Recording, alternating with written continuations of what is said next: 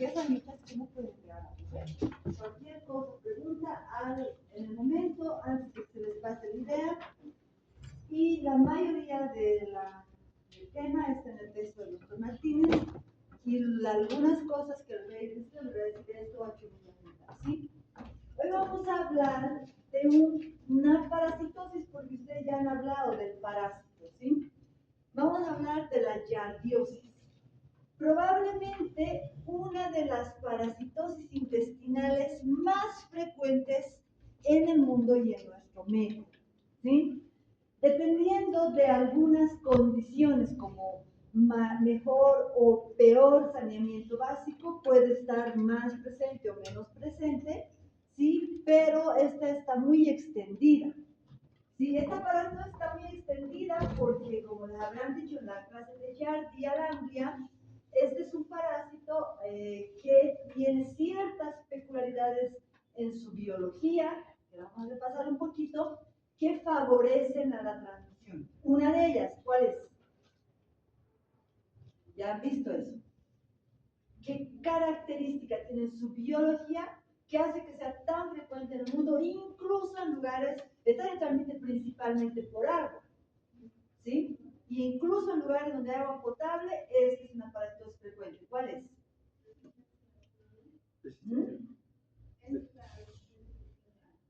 Es cloro resistente. Tiene una resistencia. Ustedes saben que el agua se potabiliza con la utilización de productos químicos, físicos y algunos otros métodos, ¿no? Pero el principal método de potabilización del agua es la cloración, ¿no? Obviamente no le podemos poner 1% de cloro al agua para beber, eso no es bebible. Las concentraciones de cloro en el agua son en partes por millón, o sea, son pequeñísimas partes de cloro que tienen que afectar a la gran mayoría de los microorganismos como virus, bacterias y parásitos, pero algunos microorganismos como el Yardia lamblia, y verán en una siguiente clase, Cryptosporidium, son cloro resistentes. O sea, esas concentraciones de cloro no mueren. Por lo tanto, si en nuestro país el principal y quizá único método de potabilización del agua es la cloración, es probable que hayan quistes de Yardia en el agua potable. Por eso en nuestro país no se puede ver agua de la pila, ¿verdad?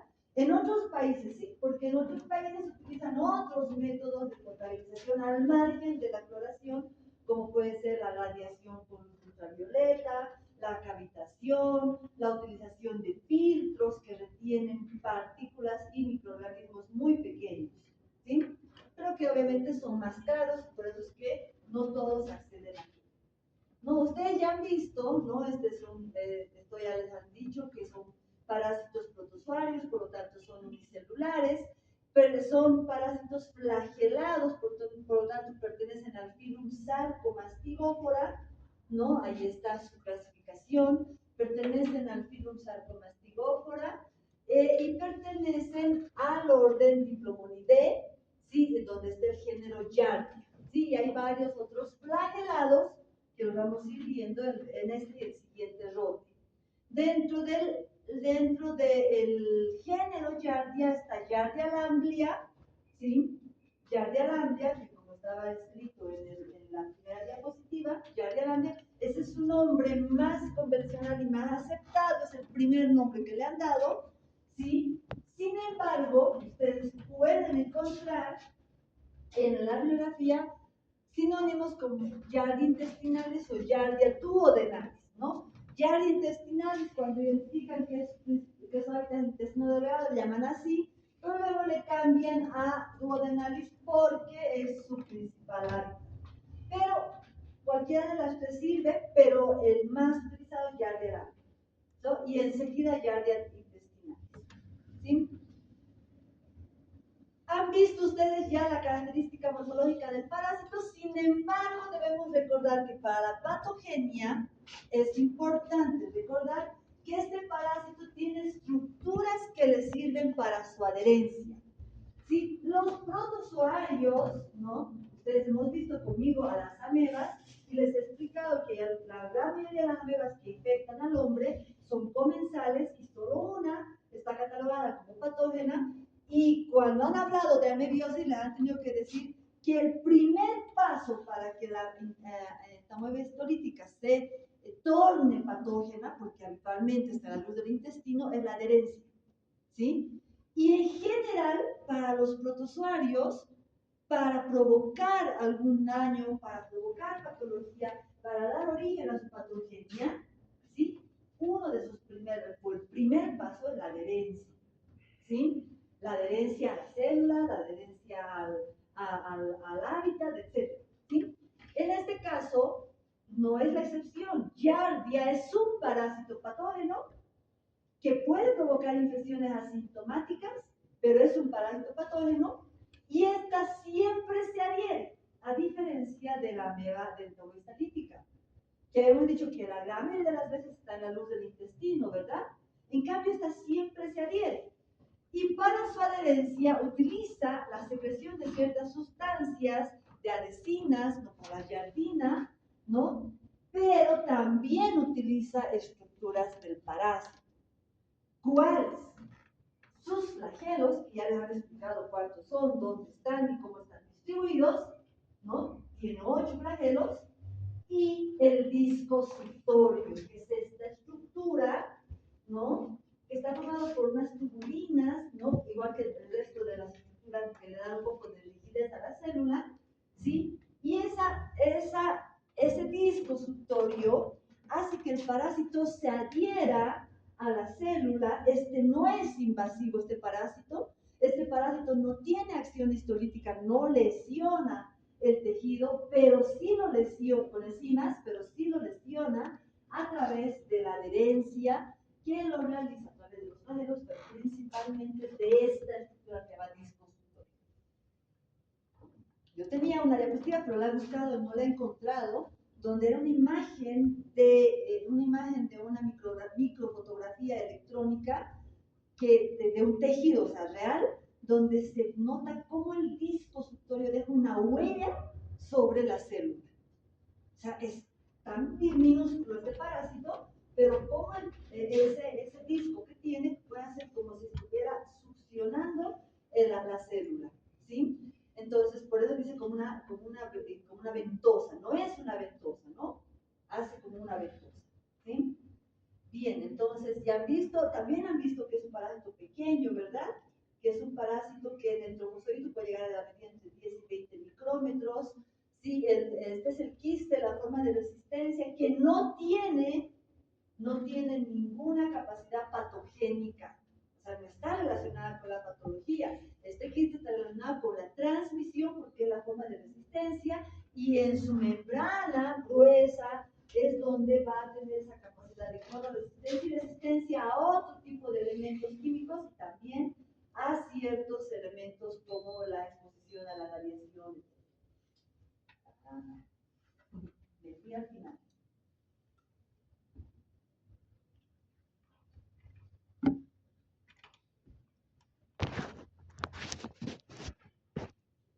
Bien, esto ya lo han visto. Y bueno, también han tenido que ver que Giardia lamblia es un parásito zoonótico, ¿sí? Es un parásito zoonótico y los estudios moleculares que se han hecho sobre este parásito han determinado han identificado que hay 8 grupos genéticos, o también le llamamos genotipos, ¿sí? Que están identificados de acuerdo a las letras del abecedario de la A a la H. Pero algo que sí tienen que recordar es que no todos los grupos o genotipos son zoonóticos. ¿Cuáles son zoonóticos? El genotipo A y el genotipo B. Porque si ustedes ven en el C, D, E, F, G y H, no aparece el hombre como hospedador, ¿verdad? Entonces no es una zoonosis. ¿Cuándo es una zoonosis? Cuando la transmisión ocurre de los animales al hombre y o viceversa, ¿sí? O sea que también pueden infectarse los animales a partir del hombre. Por lo tanto, para que sea una zoonosis, tiene que estar implicados los animales y el hombre. Si ustedes ven aquí, no está en la lista el humano. Por lo tanto, ¿dónde está en la lista el humano? En el genotipo A, en el genotipo B, donde además del humano están como hospedadores perros, gatos, alpacas, ganado, de una serie de, por ejemplo, aves también, primates, ¿no? ¿Y por qué zoonótica? Porque hay humanos y hay animales domésticos. Y ese contacto del animal doméstico con el humano hace que haya transmisión, ¿sí? Uno de los principales reservorios de los genotipos A y B son justamente los animales domésticos como los perros y el ganado. En el genotipo A, además, los gatos, que es el más frecuente para el hombre, ¿sí? Y bueno, varios otros tipos de animales. ¿Sí? Y el ciclo biológico que también ya les han explicado, que es muy simple, que es muy sencillo, la formiga infectante, el quiste libera dos trofozoitos, porque recuerden que el quiste maduro tiene 4 núcleos, cada trofozoito tiene 2 núcleos, y por lo tanto, cada quiste da lugar a 2 trofozoitos. ¿Dónde ocurre esto? En el duodeno. Ni bien pasa del estómago, se replantea este quiste, esta membrana quística, y en el duodeno se liberan estos 2 trofozoitos. Y rápidamente estos trofozoitos ya pueden adherirse a la mucosa porque ese es su hábitat. También han tenido que decir que el hábitat del parásito es el duodeno, sin invadir el tejido. ¿Sí? Está adherido a la mucosa duodenal. ¿Sí? Entonces esto, fíjense, para el ciclo de transmisión, todos los animales que pueden estar implicados en la transmisión doméstica, o sea, en la transmisión al hombre. También les han hablado de los mecanismos de infección y cuáles serían los más importantes. ¿Sí? Bien. A nosotros nos toca hablar de yardiosis. Para hablar de yardiosis tenemos que hablar y recordar que el parásito tiene su hábitat a nivel del duodeno. El duodeno es la porción, la primera porción del intestino delgado y la porción más pequeña y menos móvil del intestino delgado.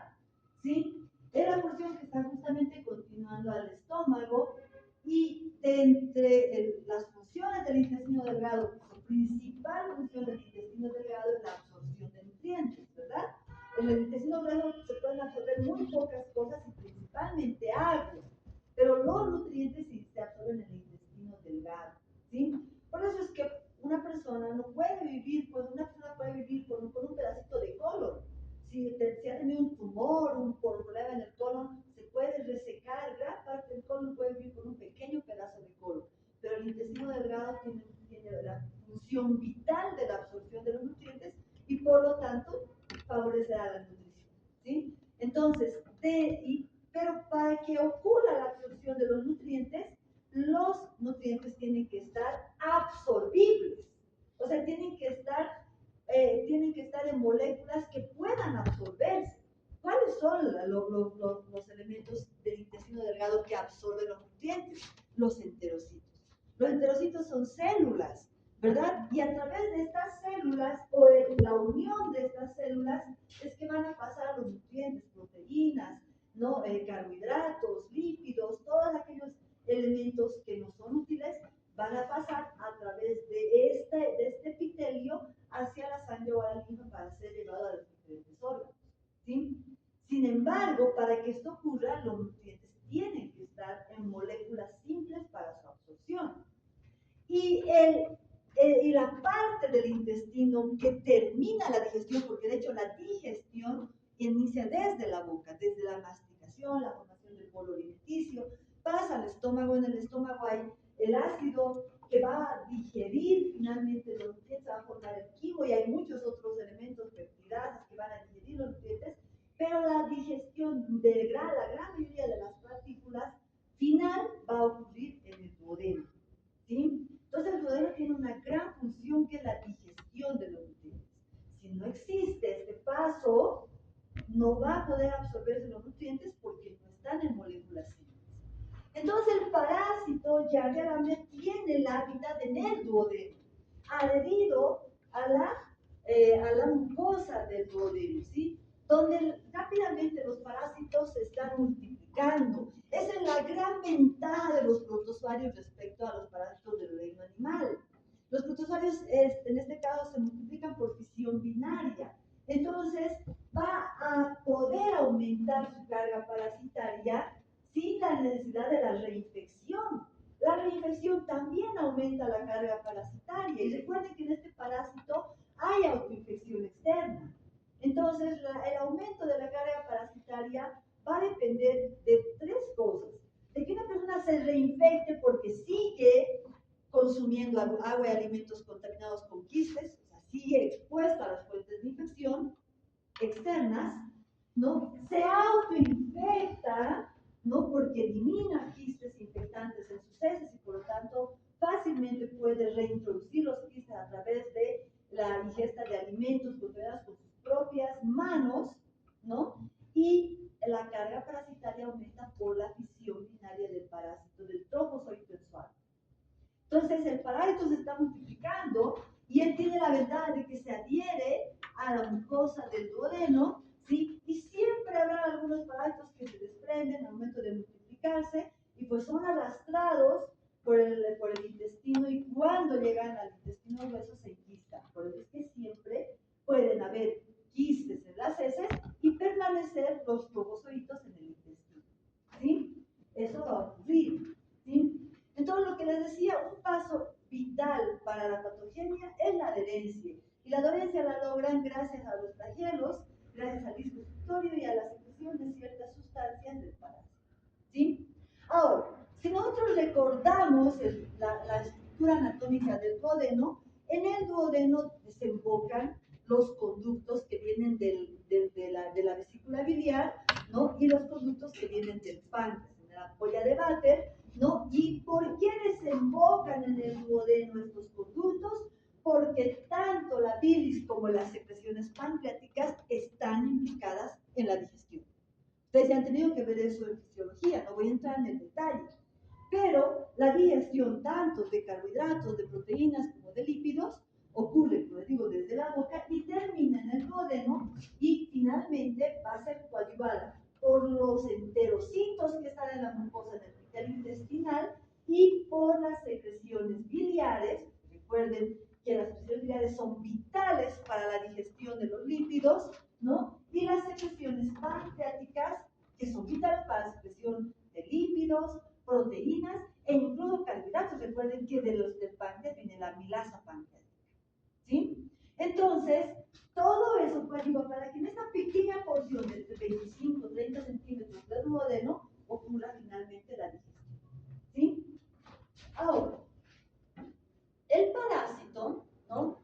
Si recordamos un poco la estructura macro, ¿no? Del intestino, está cubierto por una serosa que cubre toda la pared, dos capas musculares, la submucosa y la mucosa. El parásito no invade esta estructura. El parásito está adherido y lo que puede dañar es la mucosa del intestino, o sea, el epitelio más superficial, ¿sí? Lo que debemos recordar es que el intestino posee numerosos pliegues o proyecciones llamadas vellosidades intestinales, no microvellosidades, y eso les recuerdo, porque cuando ustedes me dicen la lengua cisticercoide entra en la microvellosidad, eso es algo que no tiene sentido, ¿verdad? Porque la microvellosidad es la de la célula, y el parásito, la larva de Manolepis nana no puede ingresar en la célula, está en las vellosidades. Entonces, lo que tiene el intestino son las vellosidades intestinales.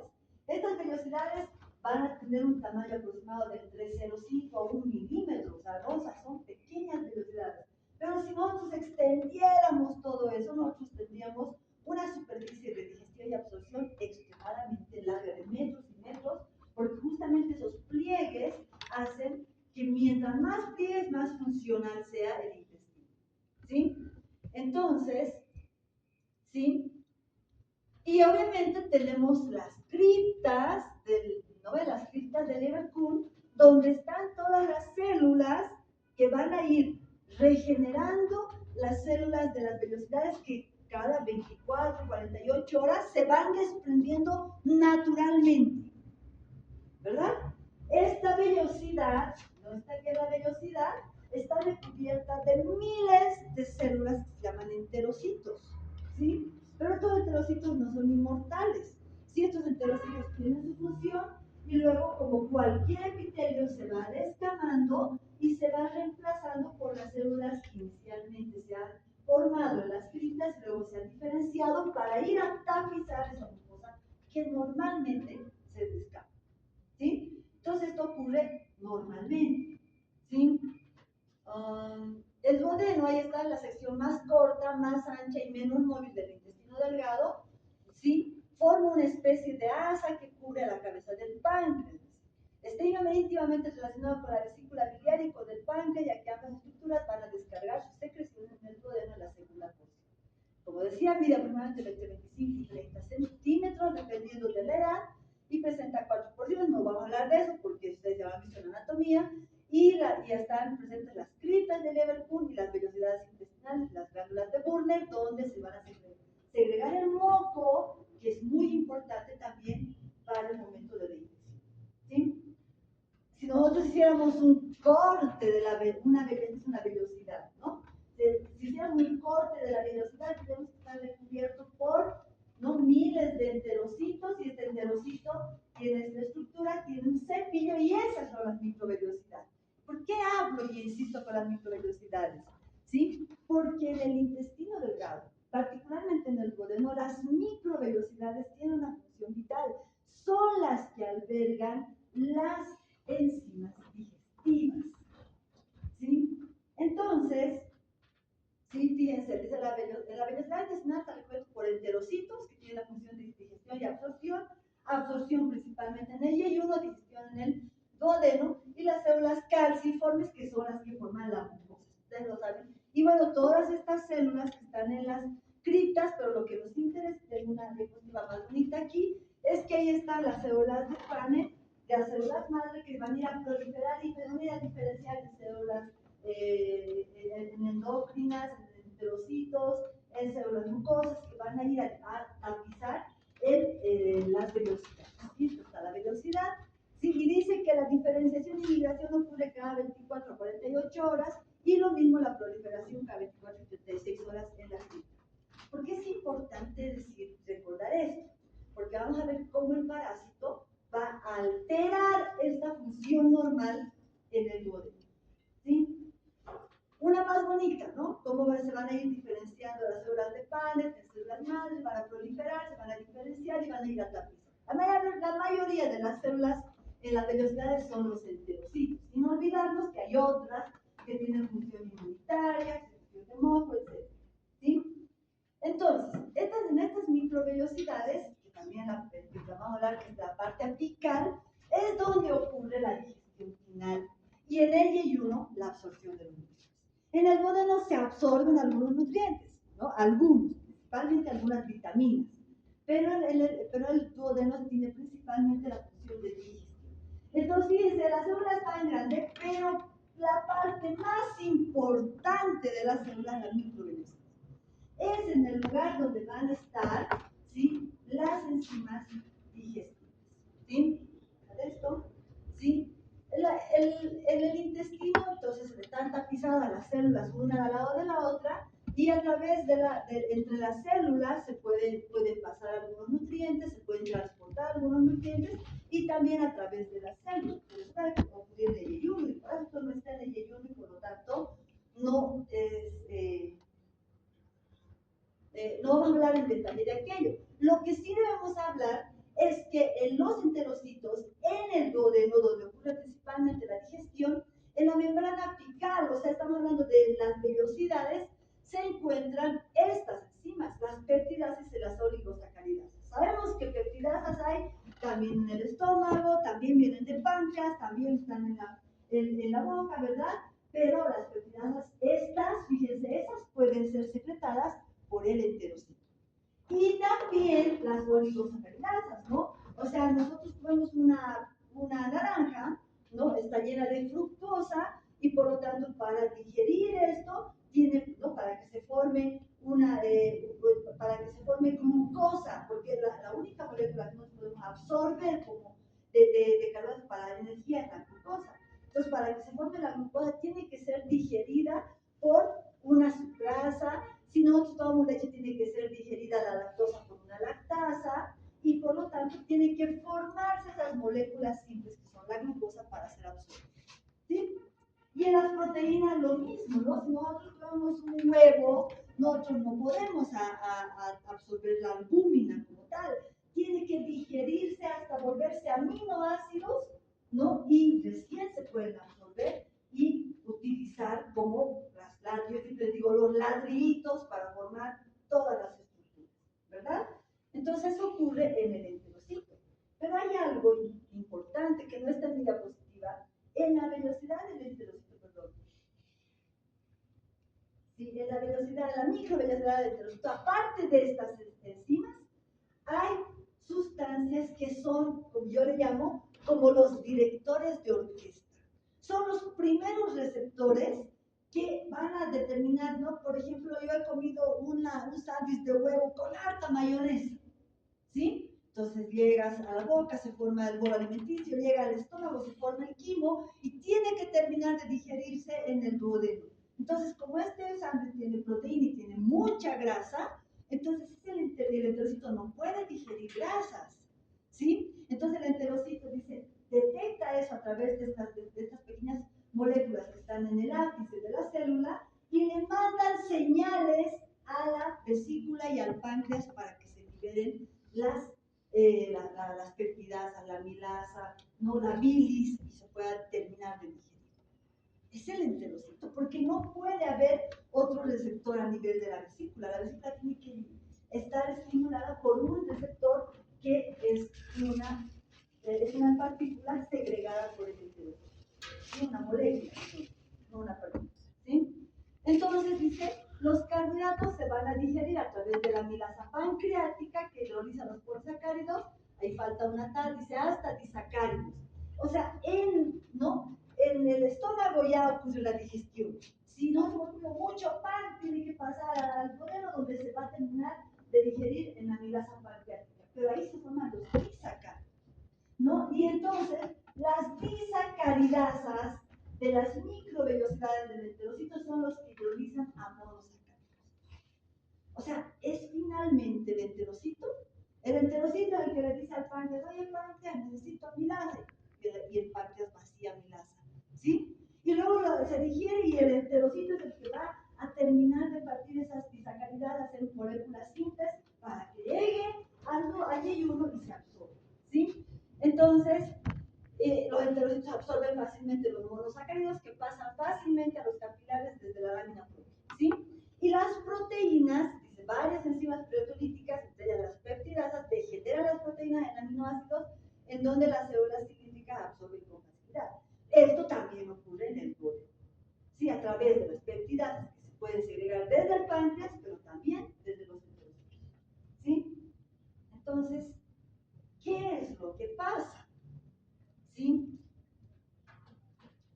Dice, las células tienen mecanismos de especialidad de transporte por el ápice, por el lado vasolateral, para llevar las sustancias a la sangre, a la linfa, etcétera, etcétera, etcétera. Pero esto ocurre principalmente en el yeyuno, ¿sí? Sin embargo, los enterocitos en el duodeno realizan la digestión mediante la secreción de enzimas propias que degradan péptidos y disacáridos. El glicocálice de la membrana apical en los enterocitos forma una capa de 400 a 500 nanómetros que puede llegar hasta 1 micrómetro de espesor, y algunas de las enzimas digestivas del intestino se encuentran anclados a la membrana de los enterocitos, ¿sí? Y desde el extremo de estas microvelocidades se liberan pequeñas vesículas, lo que les decía, hacia la luz del conducto, y estas vesículas pueden tener enzimas, sobre todo fosfatases, que podrían tener carácter protector frente a patógenos, pero además hay otras vesículas que estimulan la secreción de del páncreas y de la vesícula, ¿sí? Entonces, los enterocitos no solo permiten la selección y la recuperación de las sustancias, también procesan muchas de ellas, ¿sí?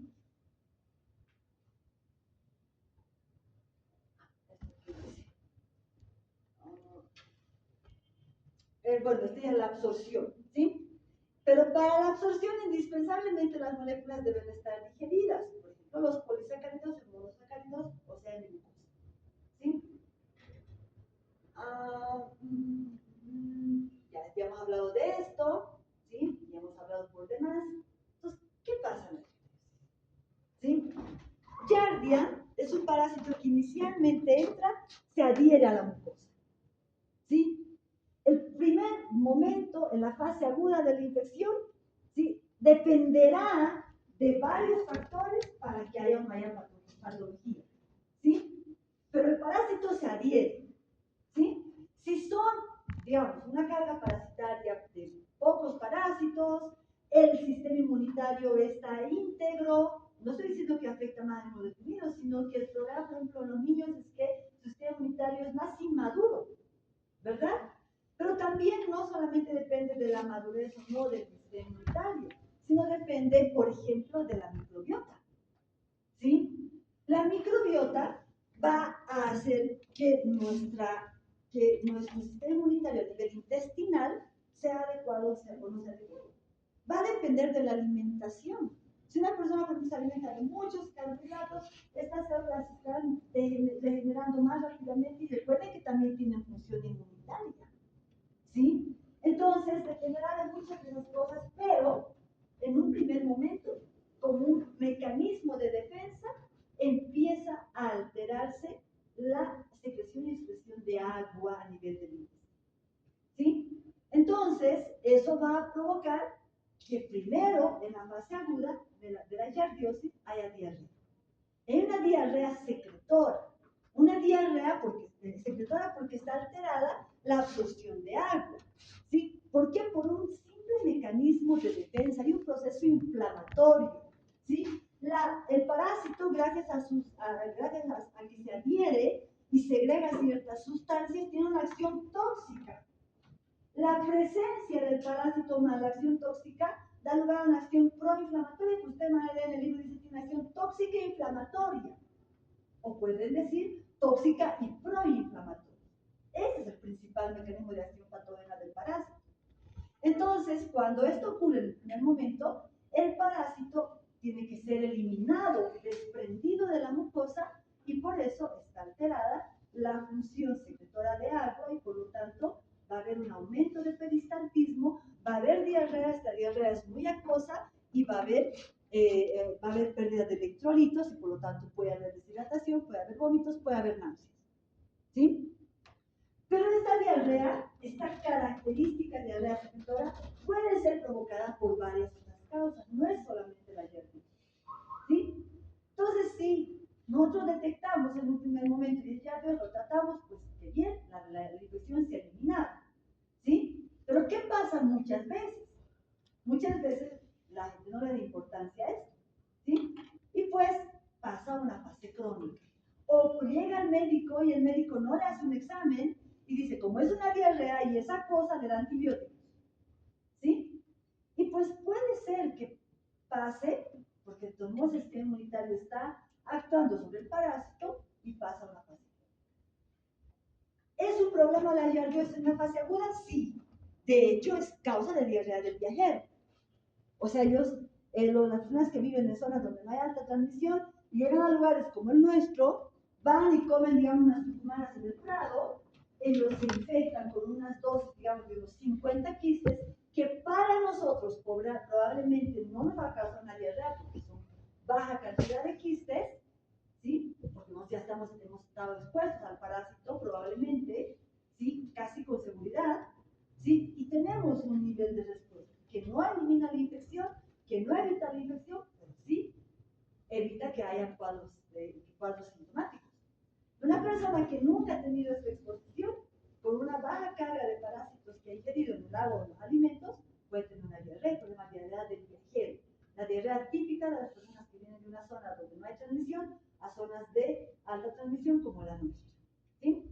Entonces, y en los niños, pues puede ocurrir que en los niños su sistema inmunitario, la secreción de inmunoglobulina en la mucosa, ¿no? La poca respuesta inmunitaria interior de la mucosa, por ejemplo, tienen una afectación mayor a aquellos niños que no han lactado exclusivamente durante los primeros 6 meses de vida. ¿Por qué? Porque en ellos sabemos que la secreción de inmunoglobulina A es menor. Entonces puede ser que eso afecta y por lo tanto los parásitos se adhieren más, se reproducen más y aumenta la carga de parásitos, ¿sí? Esto puede pasar en una fase crónica. Y en la fase crónica, de todos modos el parásito sigue ahí. De todos modos el parásito sigue provocando o sigue adhiriéndose a la mucosa y algunos dicen que tiene una acción mecánica, ¿no? Pero la acción mecánica es, entre comillas, porque realmente lo que hace es empezar a tapizar la mucosa. Pero esa acción mecánica no obstruye nada, por si acaso. No obstruye nada. El problema de esa acción es el daño sobre el enterocito. El enterocito, ¿no? Es como si yo agarrara y les pusiera a ustedes a correr una carrera, pero a la mitad le pongo una mochila llena de piedras, ¿sí? Y les digo, ustedes 50 tienen que correr. Si llegan llega la meta gana, ustedes 50 también, ¿sí? Pero tienen que llegar todos, ¿sí? Sí, o por lo menos la mitad. ¿Qué van a hacer? Van a decir, estos que vayan quedando en el camino, que están cargados de algo, ¿no? Los van a sacar de la carrera y van a preferir los fuera de la carrera a los que están bien. En principio, la mucosa, como un mecanismo de defensa, va a empezar a descamar más rápidamente. No va a pasar las 48 horas que normalmente tenía que ocurrir para que se vayan regenerando, ¿sí? Entonces, va a ocurrir en la yardiosis, nosotros vemos esta imagen, esto, ¿no? Que teníamos, ¿verdad? ¿No? Esto que tenía que ocurrir normalmente en este tiempo, como un mecanismo de defensa ante la acción tóxica inflamatoria, va a acelerarse. Pero las criptas están preparadas para responder a aquello. Por lo tanto, van a regenerar el epitelio y van a volver a tapizarlo con células nuevas, funcionales, que van a seguir cumpliendo su función. ¿Cuál es el duodeno? La de la digestión. Pero, ¿qué pasa si la infección se hace crónica? La crónica estamos diciendo pasar un mes, 2 meses, 3 meses, ¿sí? Este recambio de células que se ha acelerado ya no va a poder ser compensado por la cripta, ¿no? Entonces, como se están cambiando más rápidamente las criptas van a empezar a mandar células que no van a estar completamente maduras. Entonces van a llegar a tapizar las vellosidades células inmaduras. Y estas células no han madurado bien y por lo tanto no han diferenciado bien sus microvellosidades. ¿Sí? O sea, ¿qué está al margen de toda la función, ¿no? Inmunitaria, todas las funciones que tiene la célula? ¿Qué está alterado principalmente? Las microvellosidades. No son células maduras. Entonces, y el parásito sigue ahí, adherido, ¿sí? Reproduciéndose, ejerciendo una acción tóxica y multiplicándose. Las células se desprenden, el parásito también se desprende, pero el parásito vuelve y se adhiere a otro. Y luego se adhiere. Por eso se tiene una acción mecánica cuando tapiza, dice, ¿no? Una al lado de la otra, como la imagen que les he mostrado. ¿Sí? Entonces, esto, de manera crónica, no va a ocurrir en 2 días y 3 días, pero si esto está pasando 1 mes, 2 meses, 3 meses, entonces, ¿qué va a ocurrir? Lo que estábamos mostrando en esta diapositiva. Esto, sí dice, ¿no? El daño del epitelio inicialmente es una duodenitis, ¿no? Y por eso se llama enteritis también el primer momento de la infección. Se presenta con un infiltrado linfocitario predominado por linfocitos, intraepitelial. Y dice, hay una hiperplasia folicular linfoide, pero posteriormente hay una importante alteración de los vellosidades. Recuerden que ¿por qué hay hiperplasia? Porque hay más estímulo de producción de células, porque las células están desprendiéndose de la mucosa porque están afectadas por la acción tóxica, por la acción proinflamatoria y por la misma presencia del parásito. Entonces, por eso hay hiperplasia. Y posteriormente dice hay una alteración de las vellosidades intestinales. Oh, yo tenía que regenerar con 100 células hoy una velocidad, pero ya no puedo producir 100 células, he producido 50. Entonces la velocidad se va a ir acortando. Esa velocidad que medía entre 0,5 a 1 milímetro ahora mide 0,3, 0,5 milímetros. Entonces a eso le vamos a llamar atrofia de las velocidades, ¿no? Dice, se va a dar una importante alteración de las velocidades. El desprendimiento de las células inflamadas, porque están inflamadas por la secreción tóxica del parásito y por la presencia del parásito, entonces estas células inflamadas y muertas y la sustitución de estas células por células jóvenes que no cumplen satisfactoriamente su acción secretora en conjunto, ¿no? Ese acortamiento de las velocidades, más ese recubrimiento de las velocidades con células inmaduras, incompetentes para segregar sustancias para la digestión, dice, van a terminar finalmente en el aplanamiento y en la atrofia de las velocidades. Esa es una biopsia de una velocidad normal y esta es una biopsia de una velocidad afectada, no atrofiada. Fíjense cómo se han acortado las velocidades y cómo se ha disminuido la superficie de digestión. Pero si nosotros viéramos más minúsculamente las microvelocidades, también no, el cepillo de las células no es el cepillo normal. Entonces, dice, con la consecuente alteración de la digestión y la mala absorción de nutrientes. Pero ojo, el parásito no está en el yeyuno, puede estar pero muy poco, y además el yeyuno es mucho más grande, puede estar en la primera porción, pero es muy grande. Por lo tanto, puede estar afectada una porción, pero el resto del yeyuno va a seguir teniendo esa capacidad de absorción de nutrientes. El problema radica, ¿sí?, en que al no estar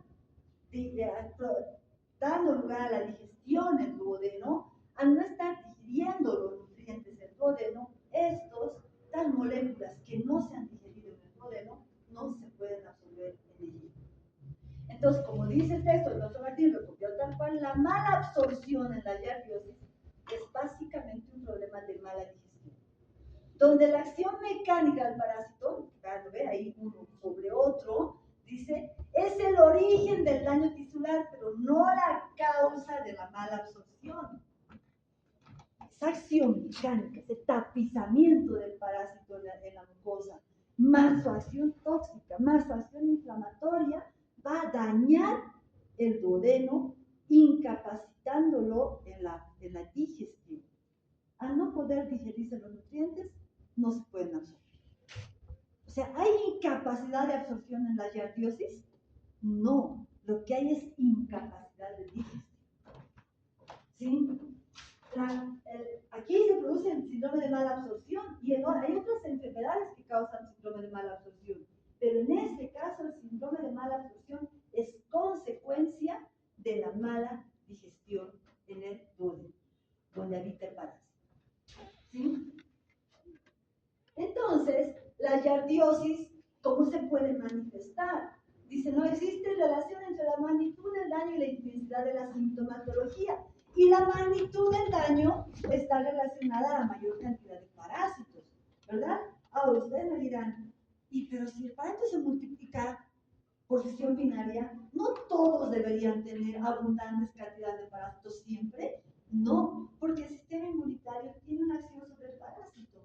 Y si es un sistema inmunitario capaz, es un sistema inmunitario que de repente tiene un poco de memoria del parásito, va a eliminar algunos parásitos, ¿sí? Si es una mucosa con una capacidad de secreción de moco adecuada, va a desprender a los parásitos sin necesidad de que se desprenda la célula.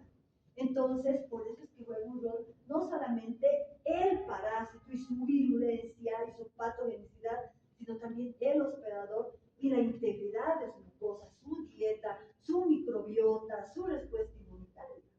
¿Ustedes han escuchado esa relación intestino, la conexión intestino-cerebro?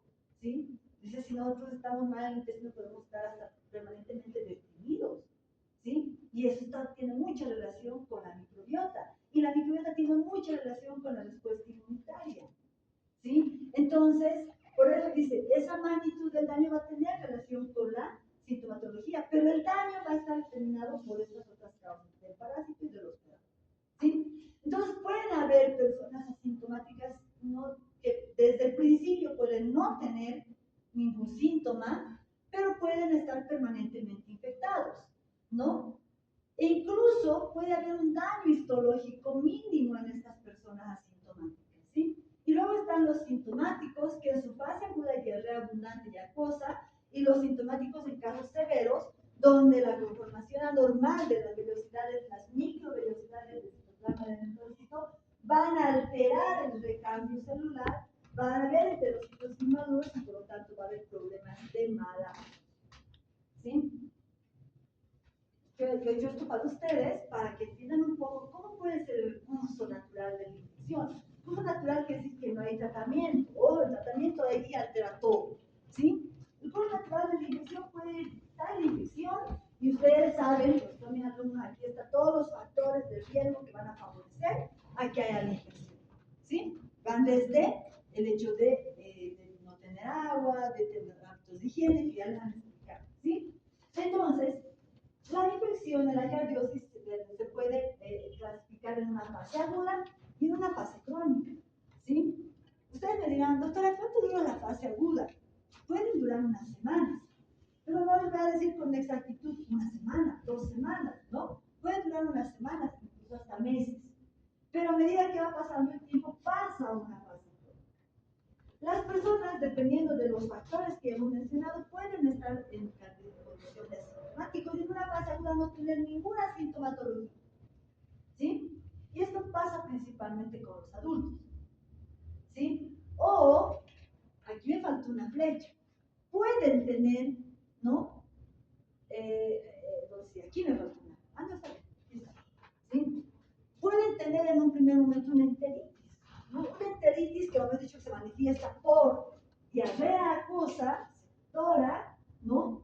Con vómitos, con náuseas y con dolor abdominal que falta entre las sintomatologías. ¿Sí? Entonces, esta es la manifestación de cualquier enteritis y por eso es que no es que por eso nos sospechamos de giardiosis. ¿Por qué le pedimos a un cono parasitológico a un niño que viene con estos síntomas? Porque epidemiológicamente somos un país que tiene mucha giardiosis. Entonces yo puedo sospechar de una enteritis viral, bacteriana, y tengo que sospechar que puede ser un protozoario. Y por eso le pido un cono parasitológico. ¿Sí? Entonces, ojo que no hay sangre. Ya voy a terminar. La llave del laboratorio no está colgada en la puerta de madera.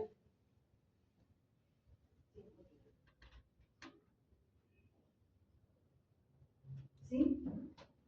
Entonces, en esta fase aguda, normalmente los adultos pueden ni siquiera buscar ayuda. ¿Ustedes por unos días de diarrea van al médico?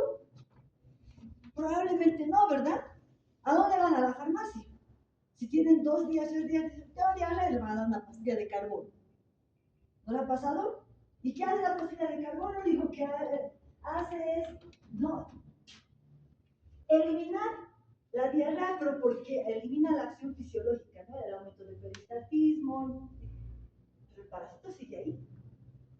¿Sí? Entonces el parásito sigue ahí y la persona puede pasar a un cuadro asintomático. O sea, en la fase crónica, esta persona, habiendo cruzado con diarrea, vómito, dolor abdominal, y todo esto puede llegar a terminar siendo asintomático. Obviamente el hecho es natural. Si hay tratamiento, dejó de estar infectado, ¿verdad? ¿Sí?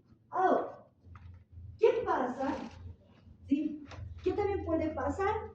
Puede pasar que pase un tiempo y esta persona termine con diarreas intermitentes, ¿no? Hay diarrea, dolor abdominal, 3 semanas sin diarrea, nuevamente dolor abdominal, y así va pasando, y ya está en fase crónica. ¿Cómo dice tú? ¿Quién puede vivir así? Hace un tiempo nosotros íbamos al campo a tomar unas muestras y preguntábamos en la encuesta, señora, ¿en la casa hay algún niño con diarrea? No. ¿Ha habido algún niño con diarrea la última semana o en las últimas 2 semanas? No. Llegamos al laboratorio y de esa casa, de las 7 muestras, 4 estaban diarreicas. Entonces la gente normalmente, en las mamás, pueden ni siquiera percatarse que el niño está con una diarrea. Porque ¿cuándo se van a percatar cuando hay una diarrea acuosa? Porque la diarrea acuosa y ahí falta de deshidrato. Entonces ahí es donde se preocupa, el niño llora, no duerme, no porque está con diarrea, deshidratado. ¿No? Entonces por eso es lo primero que van a dar cuando llegue a la consulta, es es la hidratación y los electrolitos, ¿verdad? Le van a dar sales de hidratación oral. ¿Sí? Y puede ser que ni siquiera le hagan un compro, le dicen, mira, debe pasar en 3 días, y en 3 días, pues el sistema inmunitario también hace su trabajo, se siente mejor si dice, ah, qué bien, muy bien. ¿Sí? Y pasó a hacer así. O hacer esto, ¿no? Diarreas intermitentes con dolor, diarreas. ¿Hay algún tiempo donde usted dice, bueno, le da diarrea, se corta, le da diarrea, No, se corta? o sea, no hay ese tiempo que dices que puede ser 2 semanas, una ¿O semana. cuántas veces tampoco? ¿O cantidad de veces que pueda pasar eso y usted pueda sospechar? No. Simplemente el antecedente es, usted le pregunta, ¿tiene diarrea? Sí, tengo diarrea. ¿Sí? Ah, sí, me da diarrea hace 2 semanas. O he estado con diarrea hace 2 días y ahora no nada. ¿Sí? Es esa la característica. O completamente así. Pero ¿qué está pasando en esta fase crónica dentro del intestino? Se adhiere, se multiplica, las células se regeneran, envían células inmaduras, ¿no? Al principio, pues, como un batallón, ¿no? Que está bien armado y puede contrarrestar ese daño, ¿verdad? Y puede decir, no, no, yo voy a regenerar todo aquello, fuera lo malo, fuera lo infectado, y vamos cambiando por células buenas. En un momento en el que las criptas ya no tienen esa capacidad, pero hay hiperplasia, ¿sí? Se inflaman. Entonces las células que van a regenerar el epitelio, o sea, las velocidades, son inmaduras. Entonces empiezan los problemas de digestión y absorción. ¿Y cómo se manifiestan? Con este cuadro clínico que es muy característico y es el más típico, con el que sí puedo decir, ah, esto puede ser diabetes. Es el cuadro de intolerancia a la lactosa. Que se caracteriza por diarrea nuevamente. Estamos diciendo, tiene diarrea, ¿no? Tiene pues un proceso inflamatorio. El intestino trata de, contra la diarrea es un mecanismo de defensa, muchachos. Pero nunca se debe cortar la diarrea. A menos que sea una persona que está con diarrea 1 semana, 2 semanas. Al principio no corten la diarrea, es un mecanismo de defensa. Hay que hidratar al niño. Hay que reponer agua y electrolitos. Es el primer gran paso. ¿Sí? Entonces, diarrea. Está inflamado el intestino. ¿Sí? Hay flatulencias. ¿Qué es la flatulencia? Es una acumulación de gases, ¿no? En el intestino. Y luego hay distensión abdominal. Y hay ese, ¿no? Ese dolor, algo suena. ¿Qué ocurre? ¿Qué es lo que está pasando? La diarrea la entiendo porque hay un proceso inflamatorio. ¿Sí? Pero ¿por qué está pasando lo otro? Y además hay dolor abdominal. Comer. Dolor abdominal. ¿Sí? Dolor abdominal. Pero el dolor abdominal es típicamente postprandiano. Y es más característico después de que el niño toma leche con intolerancia a la lactosa. Entonces, ¿qué pasa? La persona ingiere sus alimentos. Naturalmente deberíamos digerirlo en la boca, en el estómago y finalmente en el duodeno.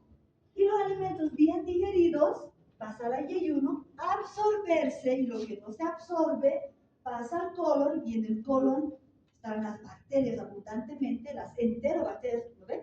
Y estas utilizan lo que les aprovecha y pues estamos normalitos. ¿A usted no le ha pasado alguna vez que hay un domingo y salido del día del campo y han tomado, y pasan calles, mandarinas, Coca-Cola, un pollito y a la noche dice, ay, me duele mi panza, y se les hincha? ¿Y qué le dice la mamá? Está indigestado. ¿O no? Está, exactamente, está indigestado. Porque claro, o sea, su intestino no tiene esa capacidad de digerir tanto. No podemos comer por comer, ¿verdad? Pero claro, como hemos metido de todo, lo que pudo digerir, lo digirió, lo que tenía que absorber, lo absorbió, y lo demás no le sirve. ¿Y a dónde se va? Al intestino grueso. Y en el intestino grueso, las enterobacterias son capísimas para utilizar aquello. ¿Sí? Por eso ustedes han visto en microbiología las enterobacterias lactosa positivas, lactosa negativas. ¿Sí? No sé si han visto, van a ver si no han visto todavía.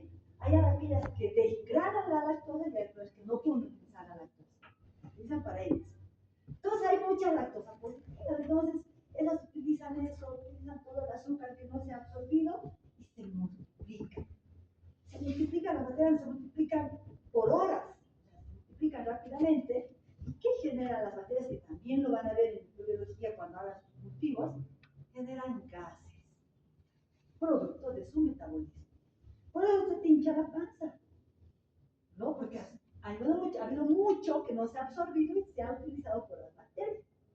Entonces, un día, al día siguiente, usted ha ido al baño, ha gasificado, ¿no? Ha eliminado todo lo que no lo ha utilizado y está bien, ¿o no?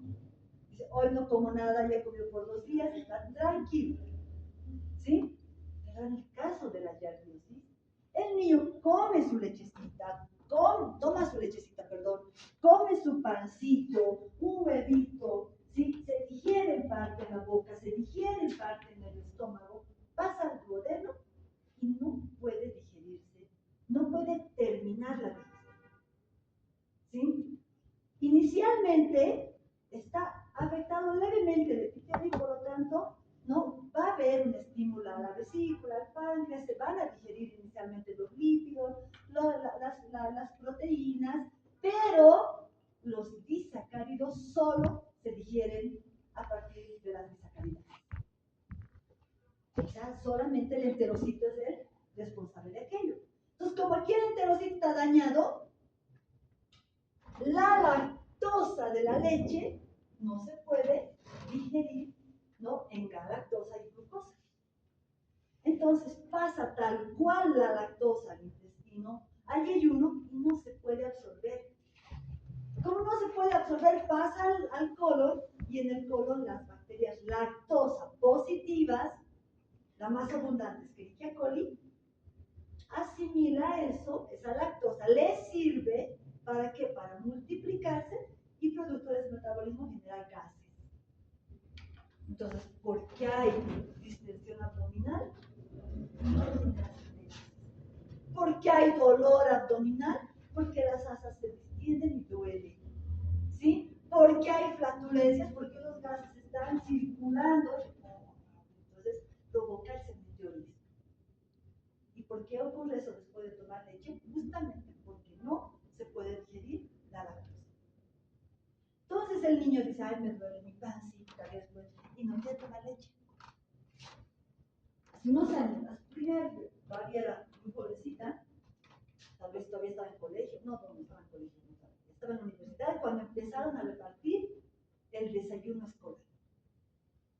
¿Y qué decían? O sea, las autoridades, muy además ubicadas en salud, decían, hay que darle desayuno escolar, no hay que darle leche. Claro, porque en Bolivia, hasta hace 5 años, el consumo per cápita de leche era menor que el consumo per cápita de cerveza. O sea, no se llama más cerveza que leche por persona en Bolivia. Ahora cambió eso, ¿sí? Pero imagínense, antes no se tomaba leche con facilidad, cerveza sí, eso sí, pero leche no. Entonces, ¿qué decía la gente? Los autores decían, démosle leche a los niños. ¿Y qué salía en la tele?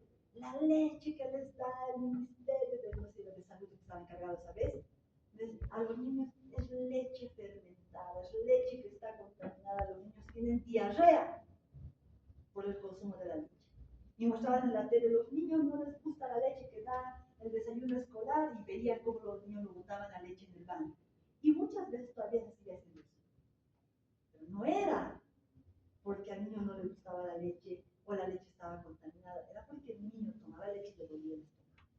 Decía, mami, no quiero esa leche porque me duele el estómago. Pero era porque tenía ya.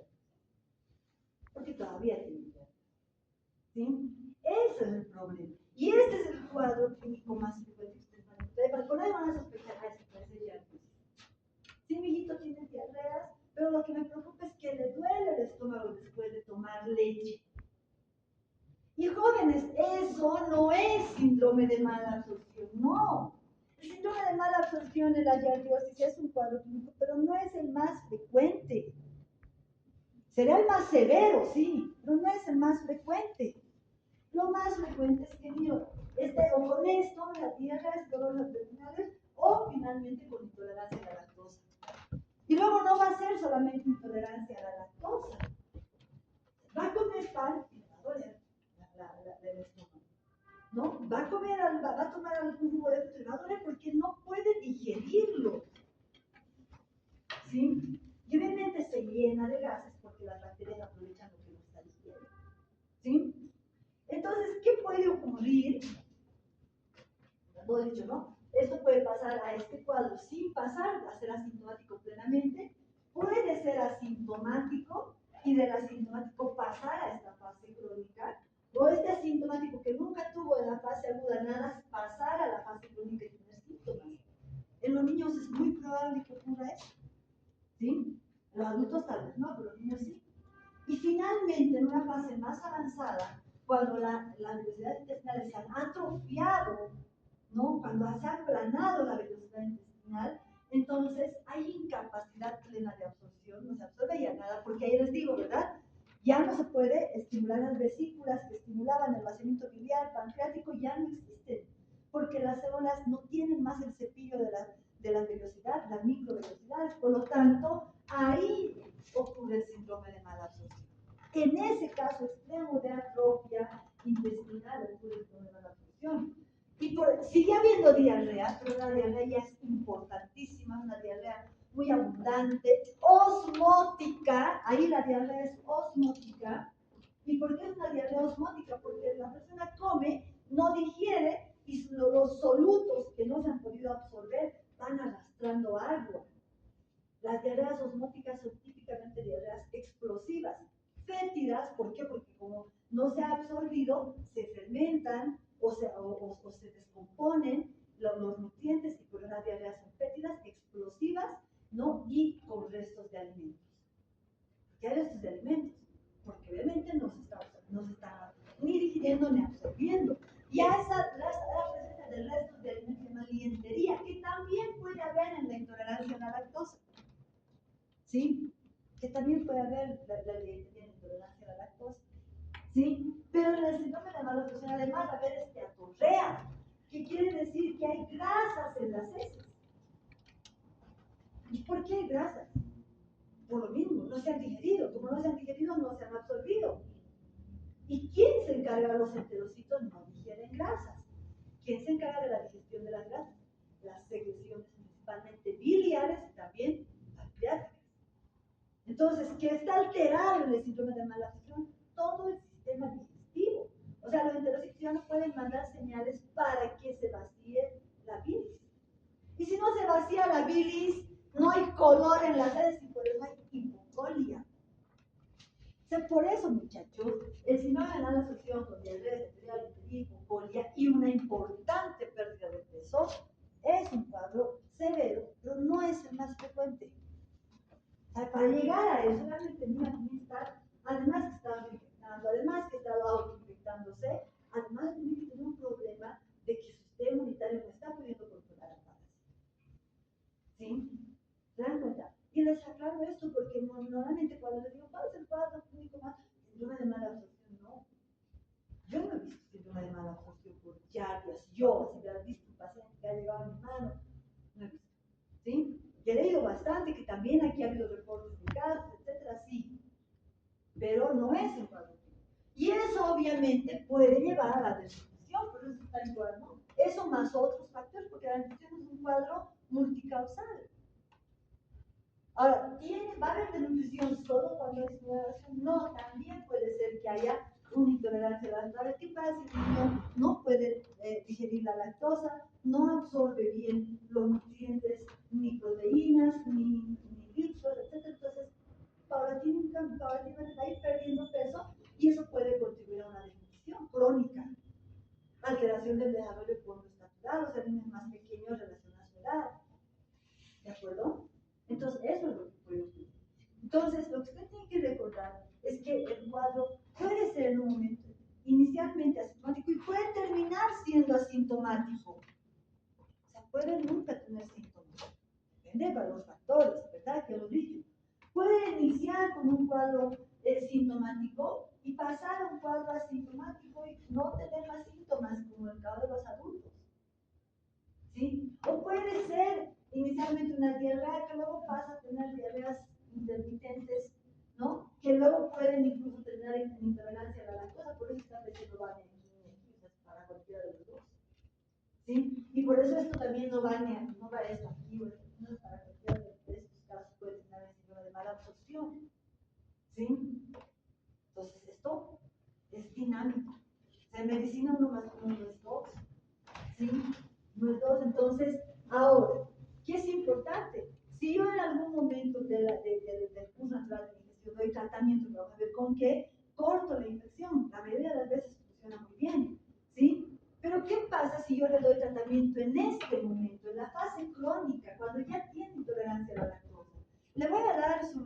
omeprazol, ya no tiene parásitos, su cuerpo histológico está negativo, pero el niño sigue con intolerancia a la lactosa. ¿Es posible o no? Claro, porque el tratamiento ha eliminado el parásito, pero el daño tisular sigue presente y va a tardar en regenerarse unos meses. Porque ese epitelio tiene que reconstruirse. Entonces eso no ocurre de un día para el otro. Por eso es importante, por eso a mí me llama la atención que los médicos son, ¿no? ¿Qué tiene? Como el muy bien, tiene ya su medicamento y listo. ¿Sí? Es importantísima la dieta. Porque ese niño va a seguir con intolerancia a la lactosa. No tiene un quiste en sus heces, pero sigue sin poder tomar leche, le sigue doliendo, sigue generando gases. Y la mamá que va a decir es, doctor, no sabe. No sabe nada, nada, porque no le ha hecho nada lo que le ha dado a mi hijita. ¿Sí? Y usted quedó mal. ¿Dónde habrá estudiado? En la UNSA seguro. Y nosotros quedamos mal. ¿O no? No, pues muchachos, si usted no le recomienda en este momento a la mamá que lo que tiene que comer, que no tiene que comer y que tiene que hacer, va a seguir el daño. ¿Sí? Si el niño tiene intolerancia a la lactosa porque su mucosa está atrofiada o hipotrofiada, ¿no? O sea, que no está completamente atrofiada, pero tiene ya daño, no va a digerir, no va a absorber. Tiene que darle la posibilidad de que ingiera alimentos que ya están digeridos. Por ejemplo, el yogur. El yogur se obtiene a partir de la leche, que se digiere, que se metaboliza con bacterias que desdoblan la lactosa, no sigue teniendo sabor de leche, etcétera, pero ya está fermentada, por eso tiene ese sabor medio agrio, ¿verdad? Y además tiene ese espesor porque está fermentada, ¿sí? Pero ya no tiene lactosa. No tiene, porque me dicen, tiene lactosa digerida, mentira, no tiene lactosa. La lactosa se ha digerido en el proceso de elaboración del yogur. Ahora tiene monosacáridos absorbidos. Y tiene todas las vitaminas y propiedades de la leche. Tienes vitamina A, tienes vitamina D, tienes todo lo elemental para que lo pueda nutrir. Entonces, tiene que reemplazar la leche por estos elementos que ya están digeridos. Yogur, kefir, yogur, todos estos lácteos que ya son fermentados. O leche deslactosada, finalmente. ¿No? Pero ahora con lo caro que está la leche, ¿verdad? Entonces, es más, en casa se puede hacer el yogur. Si usted utiliza un yogur, por ejemplo, un yogur griego y le pone la leche, ¿no? 2 días después ya está fermentada esa leche, ya está desdoblada la lactosa. ¿Sí? Tengo que recomendar a la mamá que no puede consumir abundantes carbohidratos, ¿sí? Que están ultraprocesados y que tienen muchos condimentos. Van a dañar la mucosa. ¿Sí? Por ejemplo, todas las chucherías que van en el colegio, ¿no? Pancitos, masitas, papitas, chisitos. Usted lo ve de un color anaranjado de sistema natural, ¿verdad? Entonces, esas cosas hay que evitar porque le va a seguir provocando daño. ¿Sí? Pero es una dieta blanda, ¿no? Y rica en yogur. El yogur no va a eliminar el parásito, tampoco va a eliminar el daño de la mucosa, pero va a ayudar a que sea más, y ya está digerido y sea más absorbible los nutrientes. ¿Sí? Y tengo que explicar, señora, no va a desaparecer el síntoma mañana, en una semana, en 2 semanas, va a tardar. Y usted tiene que traer al médico para hacerle un control de cómo histológico, porque el niño puede estar reinfectándose o puede haber resistencia al medicamento. ¿Entendido este cuadro? Muy bien.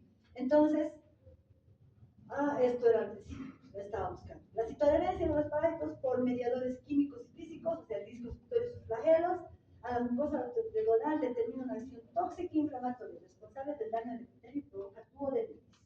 Ese es en el primer momento. Y obviamente en la fase crónica, lo mismo va a provocar la atrofia de las velocities. ¿Sí? Entonces decía, ¿no? Que puede haber cuadros diarreicos intercalados con periodos de estreñimiento o no necesariamente estreñimiento, sino no diarrea, la intolerancia a la lactosa con dolor y distensión abdominal, más la diarrea después de la absorción de lácteos principalmente.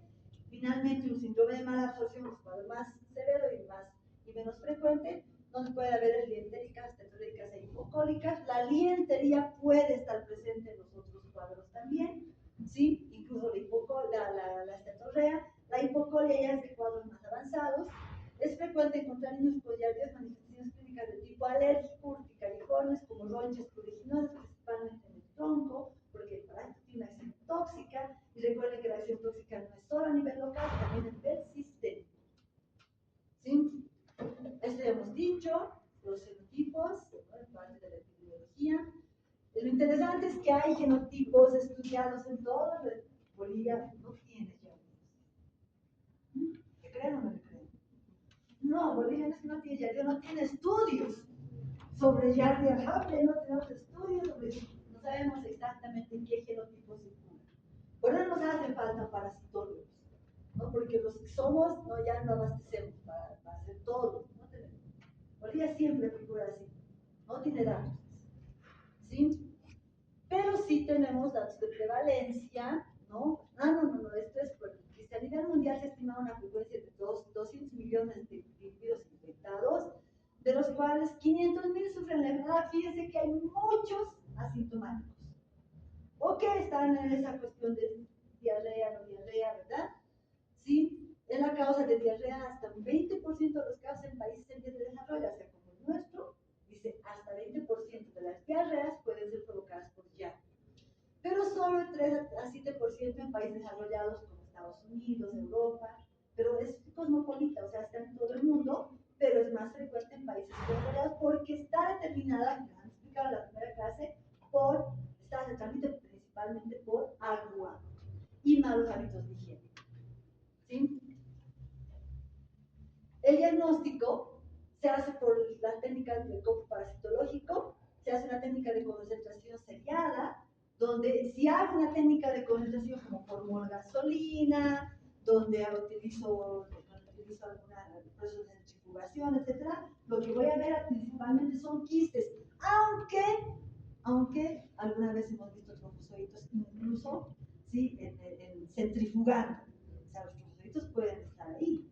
O sea, no es aquí como de las amebas que son más lábiles que niña de 15 años, ¿sí? Entonces estos no, deben estar. ¿Sí? Ahora, ¿se puede hacer con el parasitológico simple? Sí, pero tiene baja sensibilidad. Sin embargo, se los puede encontrar, ahí sí se pueden encontrar quistes y trofozoitos, ¿sí? Y otras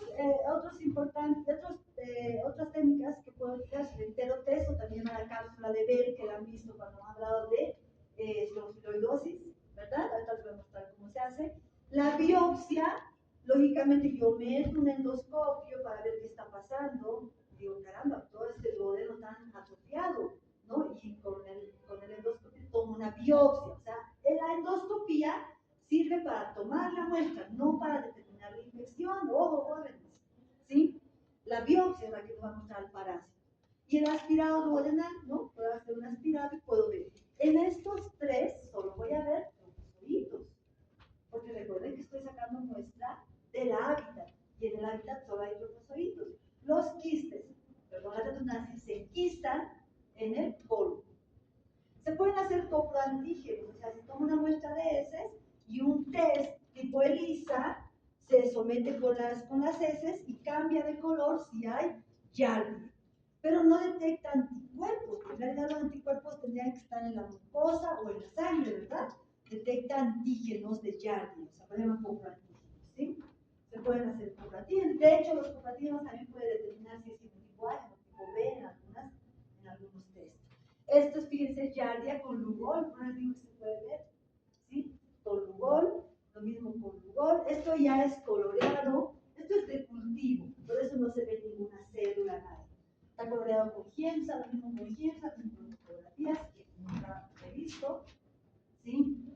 Esto es con metiolate de iodoformol, que lo van a ver ustedes en el laboratorio, son trofozoitos, toditos, ¿sí? Que ya han visto su estructura, etc. ¿Sí? Estos son los quistes que van a ver, esto se ve en el copo parasitológico con Lugol, este es el examen directo en fresco con Lugol, con solución fisiológica, y esto es coloreado con puede ser Giemsa, ¿sí? Entonces se puede ver de las tres maneras. oral, puedo hacer un extendido de las heces, un front y red, con luego lo que más van a ver es esto y esto, ¿sí? Esto es con visión tricópica. Esta es la cápsula de Bell o el heterotest, que se puede utilizar para estructuras orales, para tomoides de Giardia, van a ver también el Cryptosporidium, ya no se llama isospora, se llama cistoisospora belli, ¿sí? Y dice que también para huevos de maciolipar, ¿sí? Se ingiere, es una cápsula que te dan para ingerir, ¿no? Entonces, después de unas 4 horas, hay que ir al laboratorio para recoger sacar el hilo y recoger todo el moco del hilo. Se pone una gota de este moco y se observa el microscopio. ¿Sí? Esto es lo que te dan en la capsulita, por dentro, entonces uno, obviamente no tienes que tragar todo, tener tu hilo en la boca, sino después ya no hay. Entonces, una vez que ha pasado esas 4 horas, normalmente ha llegado hasta el duodeno, sacas el hilo y vas sacando todo el contenido del moco que se ha infiltrado. Famosa cápsula de Bell, que no han debido ver seguramente, entonces va a ser esto. Se utiliza para esclerotiroides bastante y para criptosporidium. El tratamiento de elección, los derivados de los nitronidazólicos, que actúan sobre la formación de la tubulina y la giardina. La tubulina que está en los flagelos y en el dispositorio, la giardina que les sirve para adherirse, que son, y las proteínas del citoesqueleto del protozoario, ¿no? Entre ellos está el metronidazol, que es el que más se utiliza, el nitronidazol, el ornidazol y el imidazol. Estos son alternativas, pero ni lo anoten. ¿Sí? Algo que les quería mostrar es importante que ustedes sepan esto. ¿Sí? A veces el niño vuelve y dice, no, doctor, ha pasado un mes y no, sigue teniendo síntomas. No se preocupe, le sigue dándole yogur, ¿no? Usted tiene que pensar en que sí, puede ser que el daño ha sido tan importante que no se ha recuperado, pero también debe pensar en dos cosas. ¿Se ha reinfectado y sigue teniendo parásitos? ¿No? O hay resistencia al antiparasitario. La Largocopro sigue teniendo parásitos. ¿Qué sospecho? ¿Se ha reinfectado? Hay resistencia. Le vuelvo a dar metronidazol y sigue teniendo parásitos. Hay resistencia. Entonces, y no es rara. Fíjense, dice en adultos, en niños. Dice la eficacia del 94% de niños, eso es lo bueno del metronidazol, pero en adultos disminuye su eficacia. ¿Sí? Y el imidazol es más efectivo, ¿no? Por eso es la segunda opción frente a la resistencia al metronidazol. Y finalmente también la nitazoxanida, que tiene una eficacia por encima del 90%. ¿Sí? Es importante pensar en que puede haber resistencia al metronidazol. Ahora, son dosis no únicas, se dan de 7 a 10 días. La dosis es kilogramo peso, no la voy a entrar en detalle, porque esto no es farmacología, pero no es una dosis. Son dosis de partidas de 7 a 10 días o más, dependiendo incluso del cuadro clínico. Entonces, esa es una de las razones por las que no se hace desparasitación masiva. Yo tendría que ir a darle 7 días a la persona su metronidazol, eso es imposible. ¿Sí? Entonces no se hace desparasitación masiva. Además, recordemos que es una zoonosis, pueden haber otros animales infectados. Para la prevención y el control, esto es el contexto donde se transmite muy bien, porque la falta de agua potable, la falta de alcantarillado, porque es el hombre y los animales que van a contaminar el medio ambiente y el agua, ¿no? Y la falta de higiene y el hacinamiento también favorece, ¿sí? Recordemos que los parásitos se eliminan por las heces, ¿sí? Las heces pueden llegar al medio ambiente, pueden llegar al agua, pueden llegar al riego de los vegetales, pero no se olviden que el parásito sale infectante en las heces. Por lo tanto, las manos son una importante fuente de transmisión. ¿Sí? Por eso se puede transmitir en lugares de hacinamiento, en guarderías, se puede transmitir en las casas donde no hay buena higiene. ¿Por qué? Porque las personas van al baño, tocan sus heces, no se lavan las manos, tocan alimentos, tocan fomites y se pueden infectar. ¿Sí? Entonces, ¿sí? Entre las medidas de profilaxis, la más importante es beber el agua porque no es suficiente beber agua potable, ¿verdad? Y lavar los vegetales que crecen principalmente o que se riegan principalmente a flor de tierra. ¿Sí? Ahí están las lechugas y las frutitas, pero cualquier otro vegetal también deberíamos lavarlo porque se puede contaminar. Los alimentos además se pueden contaminar por vectores mecánicos, no solamente moscas, sino también cucarachas y otros vectores, por lo tanto, cubrir los alimentos es una buena medida. Estos quistes son muy livianos y por eso es que pueden transportar a través de los vectores. Y lo más importante, las manos, lavarse las manos, lo tan importante es el más importante es esto, ¿sí? Y muy importante esto, lavarse las manos después de defecar, antes de comer y antes de preparar alimentos. No se olviden, ¿no?, que el parásito es cloro resistente y por lo tanto puede estar en aguas de vertientes, de ríos y demás, porque está contaminado por contaminación fecal de humanos y de animales, pero también en agua potable. Ojo, cuando les digo un factor de riesgo, no me pueden decir beber agua potable. Beber agua potable no puede ser un factor de riesgo, siempre es un factor protector, ¿verdad? Porque entre ella que bebe agua del río y ella que bebe agua potable, es más probable que se infecte ella, ¿verdad?, que la que bebe agua potable. Entonces no puede ser un factor de riesgo, ¿sí? Que el parásito pueda estar en el agua potable es una cosa, pero el factor de riesgo es beber agua sin hervir, ¿sí? Ya sea